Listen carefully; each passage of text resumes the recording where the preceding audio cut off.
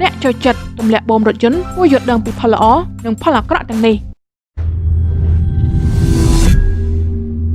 បច្ចុប្បន្នការទម្លាក់បូមរថយន្តឲ្យមើលទៅឃើញទាបស្ទាយទាន់សម័យបែបស្ពណ៌កំពុងត្រូវបានពេញនិយមបំផុតសម្រាប់យុវវ័យទោះយ៉ាងណាក្រៅពីផ្ដល់នូវរូបរាងកាន់តែលយឆាយការទម្លាក់បូមអាចមានគុណសម្បត្តិនិងគុណវិបត្តិមួយចំនួនដែលអ្នកបើកបរគួរពិចារណាមុនពេលសម្រេចចិត្តទម្លាក់បូមគុណសម្បត្តិ1មិនចាញ់ខ្យល់នៅពេលទម្លាក់បូមខ្យល់ឆ្លងកាត់ខាងក្រោមរថយន្តនឹងត្រូវបានកាត់បន្ថយពេលកំពុងបើកបរដែលវាអាចឲ្យរថយន្តជ្រែកខ្យល់កាន់តែងាយស្រួលនិងកាន់តែលឿនជាក់ស្ដែងរថយន្តស្ពណ៌ភាគច្រើនសុទ្ធសឹងផលិតមកទម្លាក់បូមទាបដើម្បីងាយស្រួលបើកបរនិងរត់បានលឿន2បន្ថែមលំនឹងជាទូទៅការទម្លាក់បូមអាចឲ្យតួរថយន្តគៀកទៅនឹងកង់ដែលជួយឲ្យរថយន្តកាន់តែស្និទ្ធស្នាលទៅនឹងផ្លូវថ្នល់ជាពិសេសផ្ដល់លំនឹងបន្ថែមនៅពេលបើកបរ3កាត់បន្ថយការក្រឡាប់នៅពេលទម្លាក់បូម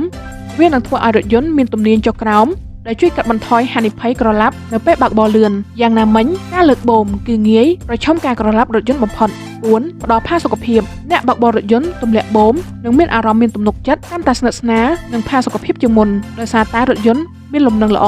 គុណវិបត្តិ1ពិបាកទប់ទល់ស្ថានភាពផ្លូវពេលទម្លាក់បូមកាន់តែទាបបញ្ហាប៉ះទង្គិចបើកបរលើផ្លូវកាន់តែច្រើនជាក់ស្ដែងរថយន្តទម្លាក់បូមស័ក្តិសមបើកបរលើផ្លូវរាបស្មើប៉ុណ្ណោះ2ឆាប់សឹកកង់ក្នុងករណីខ្លះការទម្លាក់បូមអាចធ្វើឲ្យកង់ឆាប់សឹកហើយពេលខ្លះសឹកមិនស្មើគ្នាដូចនេះនៅពេលបដូរកង់គួរត្រួតពិនិត្យកម្រិតទម្លាក់បូមកង់នីមួយៗឲ្យបានត្រឹមត្រូវ3ប៉ះពាល់ដល់ប្រព័ន្ធផ្សេងៗផលអាក្រក់ផ្សេងទៀតនៃការទម្លាក់បូមគឺប្រឈមមុខប៉ះពាល់ទៅលើប្រព័ន្ធមួយចំនួនលើរថយន្តដូចជាប្រព័ន្ធហ្វ្រាំងគ្រឿងបង្វិលចង្កូតនិងដុំកង់ជាដើម